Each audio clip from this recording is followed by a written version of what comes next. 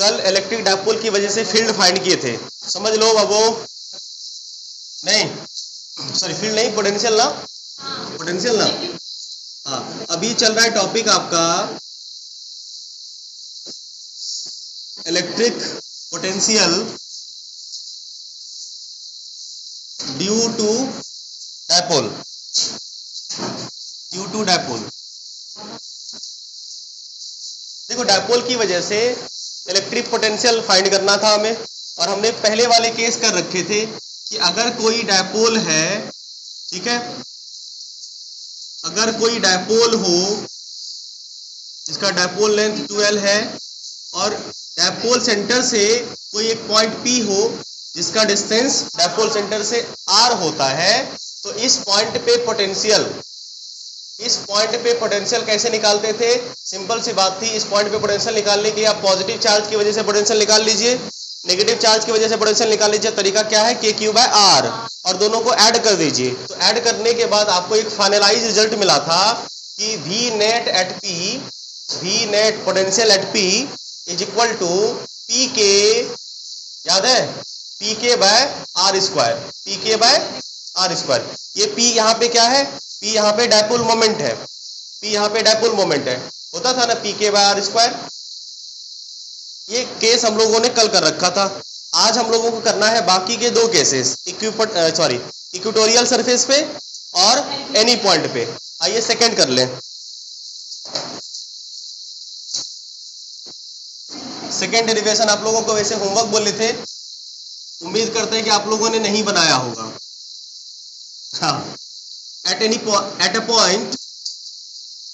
Point on equatorial line पे किसी point पे हमें पोटेंशियल फाइंड करना है। कैसे करें?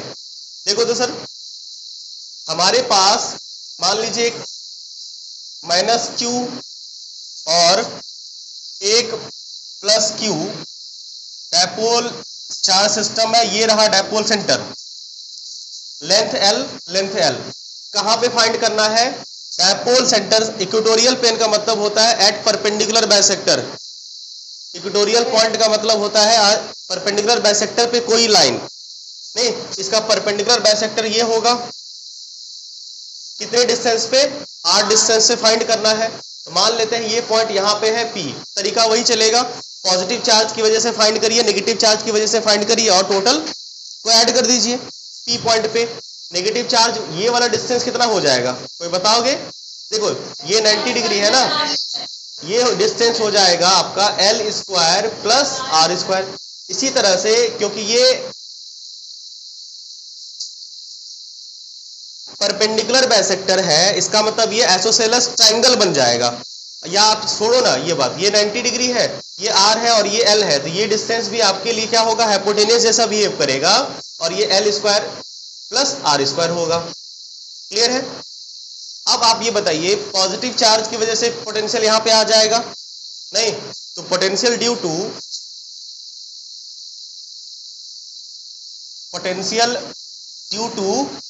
+Q, कहाँ पे? एट P पे।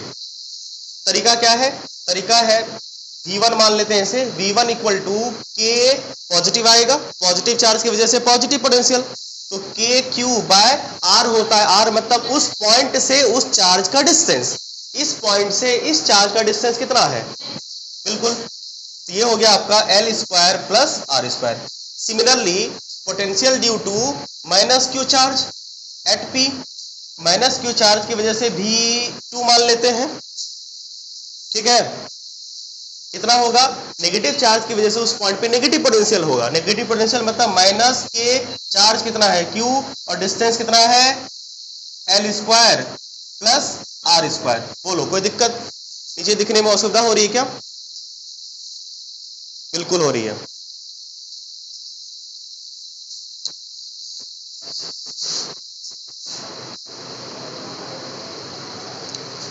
पॉजिटिव चार्ज की वजह से इस पॉइंट पे पोटेंशियल आ गया, नेगेटिव चार्ज की वजह से इस पॉइंट पे पोटेंशियल आ गया।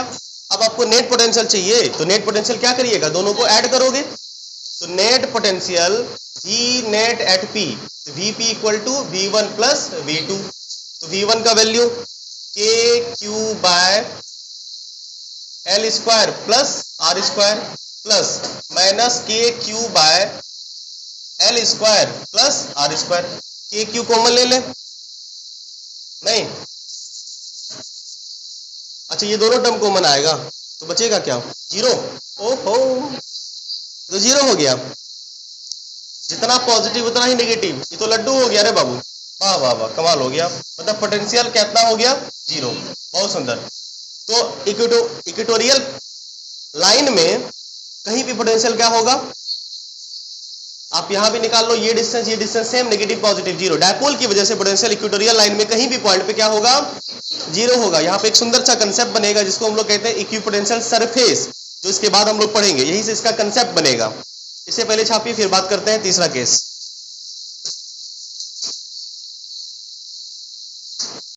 कि कोई भी इक्वेटोरियल लाइन होगा, अगर यहाँ पे हम लोग एक प्लेन ड्रॉ कर रहे हैं, प्लेन मतलब मान लीजिए हमने एक प्लेन ड्रॉ किया, ये वाला प्लेन दिख रहा है आपको, अगर ये प्लेन यहाँ पे कहाँ पे इक्वेटोरियल लाइन पे डाल दे, इस प्लेन पे किसी भी पॉइंट पे पोटेंशियल, यहाँ पे यहाँ पे यहाँ पे यहाँ पे यहाँ पे कहीं पे भी क्या होगा, एक सरफेस बनाना, इसी को कहा जाता है इक्विपोटेंशियल सरफेस। वैसे इक्विपोटेंशियल सरफेस यहाँ पे हर पॉइंट पे पोटेंशियल क्या होगा, जीरो। बस इक्विपोटेंशियल सरफेस का मतलब ये होता है जहां ऐसा सरफेस जिसके हर पॉइंट पे पोटेंशियल सेम हो, जैसे यहाँ भी जीरो, यहाँ भी जीरो, यहाँ भी जीरो है ना, तो क्या आप इसे कह सकते हैं a plane passing through equatorial line, a plane passing through equatorial line are equipotential due to dipole. Dipole के इक्वेटोरियल लाइन के परपेंडिकुलर पास करता हुआ प्लेन क्या इक्विपोटेंशियल होगा, हाँ होगा। भले इक्विपोटेंशियल पे हर पॉइंट जीरो हो, लेकिन है तो सेम ना। इक्विपोटेंशियल का मतलब होता है potential at every point same, zero नहीं, एट सेम, जीरो हो, नेगेटिव हो, पॉजिटिव हो, डजंट मैटर, सेम होना चाहिए। बाद में पढ़ेंगे हम लोग इसको डिटेल्स में। और एक कंसेप्ट समझ में आ गया फ्री में आपको, नहीं, मतलब आप ये कह सकते हैं, नोट करके लिख लो बाबू, कि a plane passing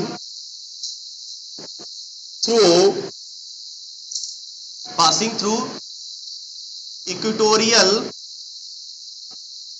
line, passing through equatorial line. अब कैसे पास करेगा, इसके परपेंडिकुलर है ना, जिस प्लेन में डायपोल रखा हुआ उसके परपेंडिकुलर होना चाहिए, इज इक्विपोटेंशियल सरफेस,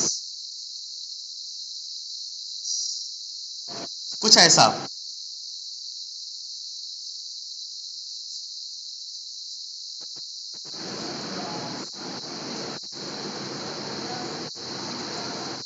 यहां पे है डायपोल और ये प्लेन कहां से पास कर रहा है, माइनस क्यू प्लस क्यू, ऐसे पास नहीं कर रहा बाबू, ये ऐसा है, ठीक है। तो यहाँ के हर पॉइंट पे पोटेंशियल क्या होगा, सेम, और इक्विपोटेंशियल का मतलब सेम होता है। और डायपोल अगर होगा तो क्या होगा, जीरो। अगर डायपोल होगा तो जीरो होगा, पोटेंशियल एट एवरीवेयर जीरो। फिर से जब हम लोग इक्विपोटेंशियल सरफेस बात करेंगे तो फिर ये कंसेप्ट को रिपीट करेंगे, अभी फिलहाल आया तो बता दिया आपको। चलिए एक और बचा हुआ, इसमें डेरिवेशन कर लेते हैं, इसे रब करें, ये वाला पार्ट, आ जाओ।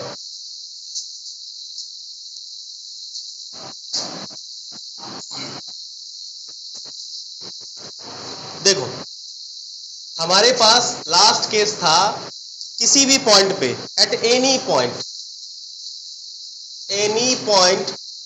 डायपोल की वजह से किसी भी पॉइंट, और एनी पॉइंट को डिफाइन करने के लिए दो चीजें चाहिए होती थी, क्या बाबू, एक तो पोजीशन, दूसरा आप एंगल बता दो। यहां से ओरिजिन से 30 डिग्री 5 मीटर, समझ में आ जाएगा कि ये पॉइंट क्या है। तो दो चीजें स्पेसिफाई करनी थी आपको लोकेशन के लिए। आइए करें, हमारे पास एक डायपोल है, देखो जरा, एक नेगेटिव और एक पॉजिटिव चार्ज का, dipole length 2L, dipole centre अब वो पॉइंट हम लोग डायपोल से ले लेते हैं, डायपोल सेंटर से। मान लेते हैं एक पॉइंट है P, जहां पे हमें इस डायपोल की वजह से पोटेंशियल फाइंड करनी है, और ये पॉइंट P जो है इससे r डिस्टेंस पे है और थीटा एंगल पे है, चलेगा। आप बताइए डायपोल मोमेंट का डायरेक्शन क्या होता है? नेगेटिव से पॉजिटिव की तरफ। यहाँ पे हमारे पास जो डायपोल मोमेंट होगा वो इस तरफ कहीं होगा, ये नेगेटिव चार्ज, ये पॉजिटिव चार्ज की तरफ, और P इक्वल टू Q2L होता है, ये डायपोल मोमेंट हुआ। हम लोग यहाँ पे करते हैं डायपोल मोमेंट के दो कंपोनेंट। अगर आपको याद होगा इलेक्ट्रिक फील्ड कैसे फाइंड करते थे, तो ये सारा स्टेप डिस्कस हो चुका है। आपको पता है कि डायपोल मोमेंट के दो परपेंडिकुलर रेक्टेंगुलर कंपोनेंट टूटने वाले हैं यहाँ पे। ऐसा करने से रिजोल्यूशन बहुत ही आसान हो जाता है। इसका एक्चुअल स्टेप देखोगे तो 3 पेज का है, एनसीईआरटी ने भी कर रखा है, लेकिन कोई फर्क नहीं पड़ता है आपको, है ना। हमने यहाँ पे क्या किया, हमने यहाँ पे ये जो डायपोल मोमेंट था हमारे पास, कौन सा, नेगेटिव से पॉजिटिव की तरफ P, इसके हमने कर दिए हैं दो कंपोनेंट, P के दो कंपोनेंट। कौन कौन सा? एक इसके अलोंग एज एक्सियल की तरह बिहेव करेगी, एक हमें इसके अलोंग चाहिए, है ना, एक हमें इसके अलोंग चाहिए। तो ये P है तो इसके अलोंग रिजोल्यूशन होता है P cos थीटा, और एक जब इसके अलोंग की है तो एक तो इसके परपेंडिकुलर लेना पड़ेगा, जो कि हमारी मजबूरी है क्योंकि रेक्टेंगुलर कंपोनेंट आपको तोड़ने होते हैं। तो एक हो गया इसके परपेंडिकुलर, और ये जो परपेंडिकुलर कंपोनेंट टूटेगा P का जो परपेंडिकुलर कंपोनेंट टूटेगा वो हो जाएगा P sin थीटा। नहीं, हम लोगों ने क्या किया, here P resolve to component of P, मतलब dipole moment, of dipole moment. Dipole moment के दो कंपोनेंट हमने तोड़े यहाँ पे। एक फर्स्ट कौन सा, P cos थीटा। अब ये P cos थीटा इस पॉइंट के लिए, देखो नहीं कह सकते ये डायपोल हुआ और ये पॉइंट इसके एक्सियल हो गए, ये पॉइंट इस पॉइंट के लिए ये एक्सियल लाइन होगा कि नहीं होगा? हमारा ये जो P cos थीटा होगा ये एक्सियल लाइन वाला डायपोल की तरह ट्रीट करेगा, नहीं, ये होगा axial, as axial, behaves as axial. और दूसरा P sin theta as behaves as equatorial, equatorial dipole की तरह वो ट्रीट करेगा हमें। क्लियर है? ये एक्सियल और इक्वेटोरियल वाला मैटर पहले भी हम बता चुके हैं। अभी भी आपको दिख रहा होगा कि बताइए ये वाला जो है इसके ये परपेंडिकुलर नहीं है, परपेंडिकुलर है तो ये इक्वेटोरियल कह सकते हैं, इक्वेटोरियल लाइन है, क्योंकि इतना इतना इधर भी होगा तो इक्वेटोरियल लाइन बन जाएगा। ये सिंपल सी बात है। अब फील्ड ड्यू टू एक्सियल आपको पता है, फील्ड ड्यू टू इक्वेटोरियल पता है, दोनों को निकाल लेंगे। पोटेंशियल, देयरफॉर पोटेंशियल, अब हम लोग इस डायपोल की वजह से पोटेंशियल नहीं, डायपोल मोमेंट की वजह से डायरेक्ट पोटेंशियल निकाल लेते हैं। पोटेंशियल ड्यू टू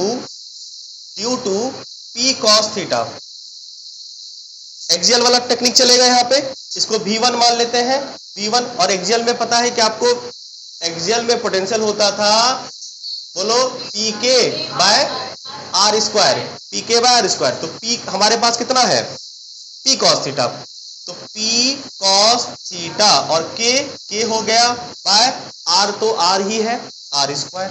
मीन्स आपके पास आ गया PK या हाँ KP cos theta, KP cos theta by R square, and potential due to P sin theta. P sin theta की वजह से पोटेंशियल आपको पता है ये होता है एक्सियल, एक्सियल वाला टेक्निक हमने यहाँ पे यूज किया, और यहाँ पे हमने यूज किया है इक्वेटोरियल वाला टेक्निक। और आपको पता है कि इक्वेटोरियल की वजह से पोटेंशियल क्या होता है, 0। Hence net potential at P equal to V1 plus V2। V1 का वैल्यू अभी अभी आपने निकाला है KP cos theta by R square, और V2 का वैल्यू 0। मीन्स आपका ये आ गया सीधा सा V potential at P due to dipole any point KP cos theta by R square. That's all. मिलाओ, छापो, एक बार छाप लो फिर दोबारा समझाएं। तो मेनली आपको ये ध्यान में रखना है, देखो बाबू, देखो यहाँ पे आपको डायपोल की वजह से 3 पॉइंट पे पोटेंशियल पूछे जा सकते हैं। एक एक्सियल, डिस्टेंस हमेशा इसका सेंटर से लेना है, डायपोल सेंटर से। डायपोल सेंटर से डिस्टेंस कितना है, आर पे एक्सियल हो जाएगा पी के बाय आर स्क्वायर। इसकी वजह से इक्वेटोरियल पे पोटेंशियल होती है 0। आप ऐसे भी सोच सकते हो कि एक बीच में पॉइंट है, मान लो उस पॉइंट पे जितना पॉजिटिव पोटेंशियल उतना ही नेगेटिव पोटेंशियल, पोटेंशियल फिटूस खत्म, पॉजिटिव नेगेटिव खत्म। इसलिए इस लाइन में या इस प्लेन में कहीं भी पोटेंशियल आपको डायपोल की वजह से 0 मिलेगी। और एनी पॉइंट, कोई भी रैंडम पॉइंट होगा जिसको ऑर्बिटरी पॉइंट भी कहते हैं, उसकी वजह से आपको याद रखना है P K cos theta by R square. ठीक है, इस तरह से डायपोल की वजह से आप अलग अलग पॉइंट पे पोटेंशियल फाइंड कर सकते हैं। ये टॉपिक हो गया आपका खत्म। डायपोल से रिलेटेड क्वेश्चन कैसे करते हैं, इसको कोऑर्डिनेट पे डाल के ये पहले ही हम करवा रखे थे आपको कि डायपोल पे कैसे कैसे सवाल बनते हैं, इसको कैसे कोऑर्डिनेट पे, एक्सिस पे नहीं, अलग अलग पोजीशन पे डाल के क्वेश्चन इससे बनते हैं, वो हमने आपको पहले भी करवा रखे। तो उस टाइप के क्वेश्चन इसमें बनेंगे। तो प्रोसेस एकदम बिल्कुल वैसा ही होगा।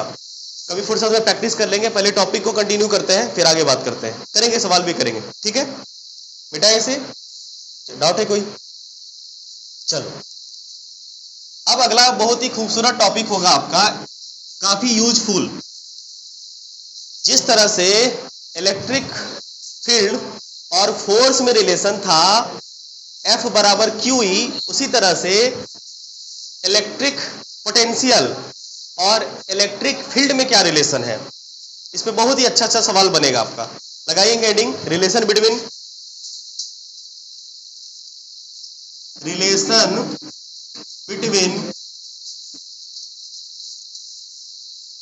इलेक्ट्रिक फील्ड E, जो कि वेक्टर क्वांटिटी है, एंड इलेक्ट्रिक पोटेंशियल, जो कि स्केलर क्वांटिटी है। इन दोनों में क्या रिलेशन है? ठीक है, इसके लिए छोटा सा बेसिक पहले हम आपको बताते हैं। चलते हैं ओम्स लॉ के ऑब्जर्वेशन से। हालांकि आप लोगों ने अभी तक ओम्स लॉ नहीं पढ़ा है, ऐसा मान के चलते हैं, परंतु ये भी मान लेते हैं कि आप लोग 10th पास आउट हैं, तो थोड़ा सा तो ओम्स लॉ पता होगा। VIR, इतना ही, इतनी आवश्यकता है बस, इससे ज्यादा हमको आपसे नहीं चाहिए कुछ। VIR, अगर ये कंसेप्ट आपको पता है तो ये चीजें समझ में बहुत ही तीव्र गति से आएगी, तेजी से, जल्दी से, और क्लियर हो जाएगा, क्रिस्टल अप, एकदम क्रिस्टल क्लियर हो जाएगा ये वाला कंसेप्ट। कंसेप्ट क्या है ये तुम्हें हम पहले समझाते हैं, मतलब लिखा देते हैं फिर समझाएंगे। मेन कंसेप्ट ये है इसका, electric potential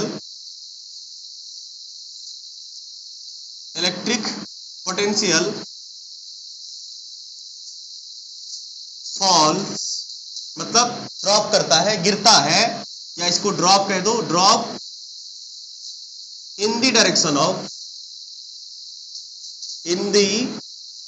direction of electric field.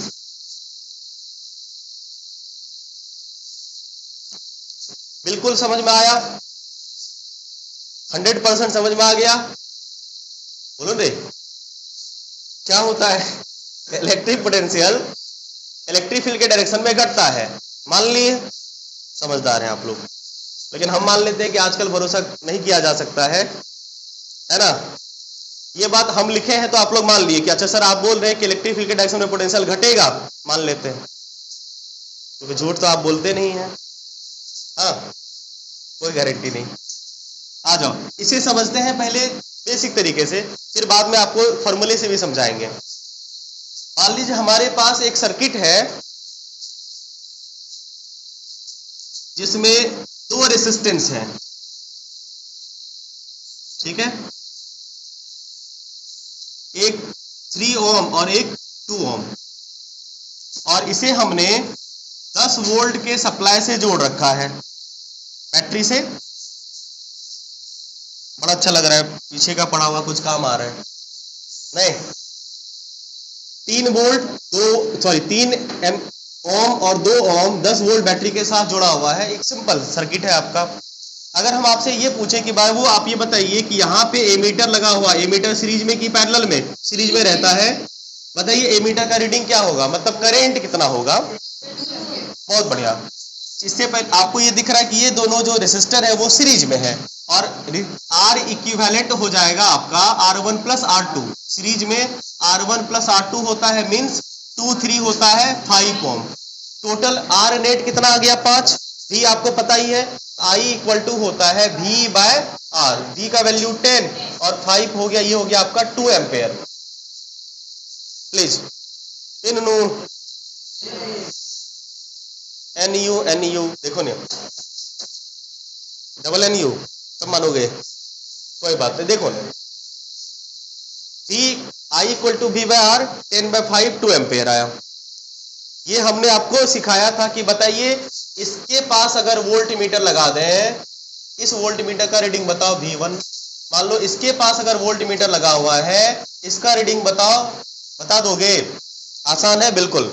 बताइए V1 इक्वल टू, करेंट तो सबको सेम मिलेगा, सीरीज में करंट ही तो सेम होता है। V equal to IR, I R1, yes और no? V equal to IR होता है, मान लो। जब इतना सब बात मान रहे हो तो ये भी मान ही लो। I कितना आया 2 और R कितना है बाबू 3, कितना आया 6 ओम। उसी तरह से V2 3 2 जा 4, सॉरी वोल्ट। V2 कितना होगा I R2, I कितना 2 और R2 कितना 2, मतलब 4 वोल्ट। कोई दिक्कत? और 4 और 6 को जोड़ोगे तो 10 भी पुर गया। यहां तक सब बात समझ में आ गया सर, लेकिन आप बताना क्या चाहते हैं? आप बताना चाहते हैं जो बताते हैं। मिटा दें इसे मिटा दें, डिवाइस का काम हो गया है या रहने दो? आप यहां से बैटरी से चले कितना वोल्ट लेके? अच्छा, करंट का डायरेक्शन बताओगे? हाई पोटेंशियल से लो पोटेंशियल, यस और नो? जिधर करंट का डायरेक्शन होता है उधर, मतलब ये हुआ कि उधर ही पॉजिटिव चार्ज फ्लो कर रही होती है, और जिधर पॉजिटिव चार्ज के फ्लो होने का सेंस होता है, इलेक्ट्रिक फील्ड का डायरेक्शन भी करंट के डायरेक्शन में होता है ना। जिस डायरेक्शन में करंट फ्लो करती है उसी डायरेक्शन में इलेक्ट्रिक फील्ड फ्लो कर रही है। मतलब ये हुआ कि इलेक्ट्रिक फील्ड का डायरेक्शन किधर है? इस तरफ। ये है इलेक्ट्रिक फील्ड का डायरेक्शन, आया ना? 10 वोल्ट लेके चले थे, यहां पे जब आप थे तो आपके पास कितना वोल्टेज था? 10 वोल्ट था। यहां पे गए, कितना वोल्टेज खत्म हुआ? बचा कितना? यहां पे जब थे तो कितना वोल्टेज खत्म हुआ? 6 वोल्ट। यहां पे 6 वोल्ट, इसके बाद 4 वोल्ट। और भी मान लो कोई होता वो भी कुछ खाता तो 4 से कम होता कि ज्यादा? आपका पोटेंशियल घट रहा है कि बढ़ रहा है? किधर गए थे? इलेक्ट्रिक फील्ड के डायरेक्शन में। इलेक्ट्रिक फील्ड के डायरेक्शन में जब भी आप जाओगे ना, आपका पोटेंशियल घटेगा। आप जितना पोटेंशियल लेके चल रहे हो ना, पोटेंशियल घटता जाएगा घटता जाएगा घटता जाएगा। इसका मतलब इलेक्ट्रिक फील्ड के अपोजिट जाएंगे सर, बढ़ेगा। चलो बढ़ा देखते हैं। यहां पे गए, आपके पास पोटेंशियल कितना था? 0 ए था। ई इस बैटरी का बड़का वाला का प्लस, तो 10 का मतलब होता है यहां का 10 और यहां का 0, समझे? यहां पे जब आप गए तो पोटेंशियल कितना था? यहां पे कितना आया? 4। यहां पे कितना आया? घटा के बढ़ा। मतलब इलेक्ट्रिक फील्ड के डायरेक्शन, एक ही चीज याद रखो, अगर आप इलेक्ट्रिक फील्ड के डायरेक्शन में जाओगे ना तो पोटेंशियल घटेगा। कितना आसान कंसेप्ट है। आसान तरीके से भी इसे आप समझा जा सकता है, नहीं समझा जा सकता? बोलो ना रे। अब इसे समझाने का ये मेरा अपना पर्सनल तरीका है। अब इसका जो ट्रेडिशनल वे है आपके सिलेबस के अकॉर्डिंग वो भी समझाएंगे तुम्हें। समझ पाए बात को? ये concept electric potential electric field के डायरेक्शन में जाओगे तो ड्रॉप करेगा, फॉल करेगा, घटेगा, अपोजिट तो बढ़ेगा ही। इसका यूज अगले चैप्टर में भी होने वाला है, करंट इलेक्ट्रिसिटी में, जब हम लोग केवीएल वगैरह पढ़ेंगे, ठीक है? वहां पे भी ये कंसेप्ट यूज हुआ। वैसे वहां पे ये बोला है कि इसे कन्वेंशन मान लो, लेकिन कन्वेंशन थोड़े है, सच्चाई है, कन्वेंशन नहीं है, ये सच है। आई बात समझ में? वहां पे इसे कन्वेंशनल कर दिया गया है और किताबों में तो अलग अलग तरह से कचरा किया है। आप ये बात समझ में आ गई कि इलेक्ट्रिक फील्ड के डायरेक्शन में अगर जाओगे तो आपका पोटेंशियल घटेगा, डिक्रीज करेगा, कंफर्म? आई बात समझ में? छाप लीजिए तो फटाफट। देखो, एक बच्चे का डाउट ये था, सुन लो, तुम लोग को भी बता देते हैं, हो सकता है तुम्हारे मन में कभी ये ख्यालात आए कि सर इसे आप 2 कर दीजिए और इसे आप 3 कर दीजिए, तो यहां पे हो जाएगा 4 और यहां पे हो जाएगा 6, पोटेंशियल तो बढ़ गया। ये कह रहा है कि सर यहां पे गए 4 है और यहां पे गए 6। मैंने कहा यहां पे गए तो ये 4 ड्रॉप हुआ, आपके पास था कितना? 10, वो इसका पोटेंशियल घटता है, किसी इंडिविजुअल रेसिस्टर का नहीं। 10 लेके गए, 4 दे दिए इसको, आपके पास कितना बचा? 6, घटा के बढ़ा, तब बाकी का 6 इसको देंगे, लास्ट में पहुंच गए आप 0 पे, पोटेंशियल घटा ना, आपका पोटेंशियल घटा। डायरेक्शन में, डायरेक्शन तो सेम ही रहे, वही तो बोल रहे कि आप रेसिस्टर इधर डालो उधर डालो, आपसे इससे क्या फर्क पड़ता है, रेसिस्टेंस कितना है सर्किट का, डायरेक्शन करंट का वही ना रहेगा, इलेक्ट्रिक फील्ड का डायरेक्शन वही रहा। तो पोटेंशियल का टेंडेंसी क्या है? घटता घटता। किसी को ये क्या हुआ कि किसी को देखो पोटेंशियल ये पहले 3 ओम था, समझो पहले इसका रेसिस्टेंस 3 ओम था, तो ज्यादा रेसिस्टेंस था तो उसको ज्यादा पोटेंशियल देना पड़ेगा। इसका ये मतलब हुआ कि वहां पे पोटेंशियल ज्यादा ड्रॉप हुआ, पहले 6 ड्रॉप होता था, अभी 4 ड्रॉप हुआ क्योंकि रेसिस्टेंस कम था, लेकिन हुआ तो ड्रॉप ही ना, हुआ तो ड्रॉप ही ना। पहले 6 ड्रॉप होता था, अब 4 ड्रॉप हुआ, क्या फर्क पड़ता है, हुआ तो ड्रॉप ही ना। क्लियर है? समझे? क्लियर है? बहुत सुंदर। दूसरा तरीका है इसी समझने का, आपने एक फॉर्मूला करा है पोटेंशियल निकालने का, किया है ना, कि Q/R, इसे आप फॉर्मूले से भी समझ सकते हो, ये भी आसान है। वो एकदम एक्चुअल फील आया आपको, इस वाले कंसेप्ट से, तरीके से आपको ये फील भी आ गया कि कैसे सच में पोटेंशियल ड्रॉप होता है। या फॉर्मूले से, जैसे मान लीजिए यहाँ पे एक चार्ज है Q, सोर्स चार्ज है, इस चार्ज से आपको 3 पॉइंट पे पोटेंशियल निकालना है, 1.1, 1.2 और 1.3। यह मान लो 1 मीटर है, ये मान लो 2 मीटर है यहाँ से, और ये मान लो 3 मीटर के हैं। तो अगर हम इस पॉइंट पे पोटेंशियल निकालना चाहें तो V1 = KQ/R। अगर आप इस पॉइंट पे पोटेंशियल निकालना चाहें V2 = KQ/R। R कितना है? यहां से यहां तक 2 है, तुम बकलोल, यहां से यहां तक 2 है, चलो कोई बात नहीं, कुछ होगा, ये है 2 और ये है 3, यहां से यहां तक है 2 रे, बकलोल लड़का, लेला ही रहोगे तुम, ठीक है। तो KQ/2, समझे? और यहां पे अगर पोटेंशियल निकालोगे तो आएगा आपका V3 = KQ/3।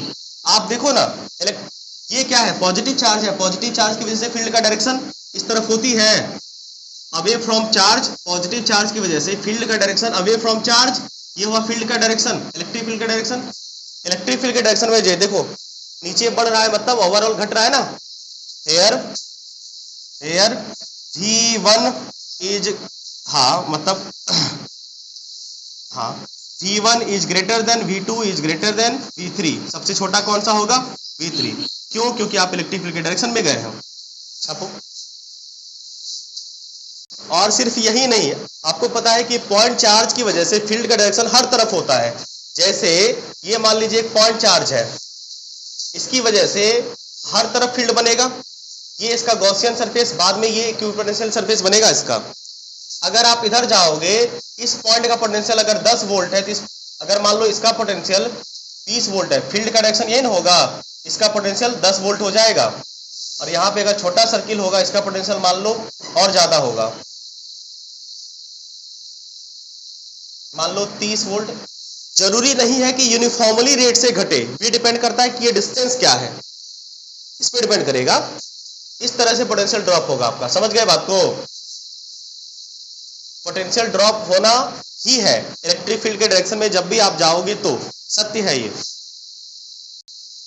मान लेते हैं कि हमारे पास एक यूनिफॉर्म इलेक्ट्रिक फील्ड है। इलेक्ट्रिक फील्ड हमारे पास कैसा है? यूनिफॉर्म। यूनिफॉर्म इलेक्ट्रिक फील्ड हमने लिया कुछ इस तरह का, ये इलेक्ट्रिक फील्ड में, और इस इलेक्ट्रिक फील्ड में कोई भी 2 पॉइंट हम कंसीडर कर लेते हैं, कोई भी रैंडम 2 पॉइंट, ठीक है। एक पॉइंट मान लो A और एक पॉइंट मान लो B, ठीक।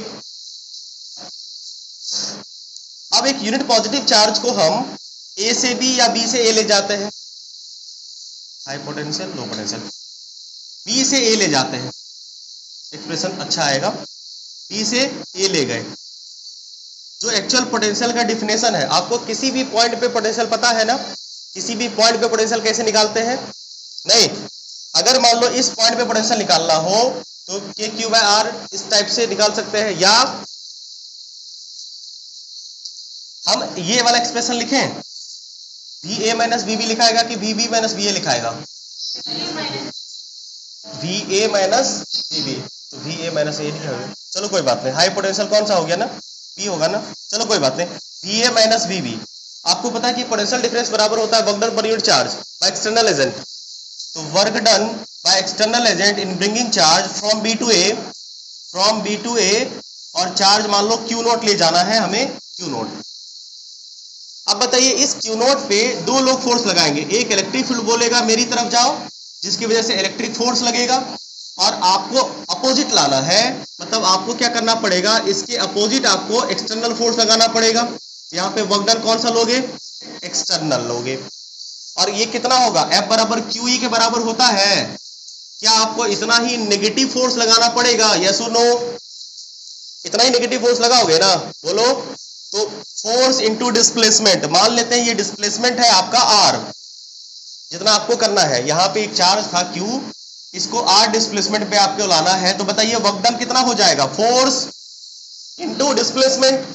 फोर्स कितना आया QE, और डिस्प्लेसमेंट कितना है R बाय Q नॉट। बोलो कोई दिक्कत नहीं ना? और आपको पता है कि ये बेचारा जो वर्क डन है ये स्केलर क्वांटिटी है, और ये फोर्स और डिस्प्लेसमेंट के बीच का डॉट प्रोडक्ट होता है। वर्क डन डॉट प्रोडक्ट होता है ना फोर्स और डिस्प्लेसमेंट के बीच का। बोलो कोई दिक्कत नहीं ना? F बराबर QE, ये जो Q होगा वो Q नॉट होगा ना, जिस चार्ज को ले जा रहे हैं। बोलो आप Q नॉट चार्ज को ले जा रहे हैं ना, F बराबर Q नॉट E होगा, यस और नो? फोर्स बराबर QE होता है, तो Q कौन सा, जो चार्ज को आप ले जा रहे हैं, कौन सा चार्ज, Q नॉट ले जा रहे हैं, कोई दिक्कत? तो फोर्स पर यूनिट चार्ज, बोलो कोई दिक्कत? E से E उड़ गया, उड़ा दें, बोलो E से E उड़ गया। फाइनल एक्सप्रेशन ये क्या है, इसके बीच का पोटेंशियल डिफरेंस है। आप लिख सकते हो del V equal to minus E dot R, यही है इसका ओरिजिनल फॉर्मूला बाबू। अब यहाँ पे ये पोटेंशियल पॉजिटिव होगा कि नेगेटिव होगा, ये ऑटोमेटिक आ जाएगा, आपको चिंता मत करना, ये सब आ जाएगा। पहले ये छापो फिर बताते हैं।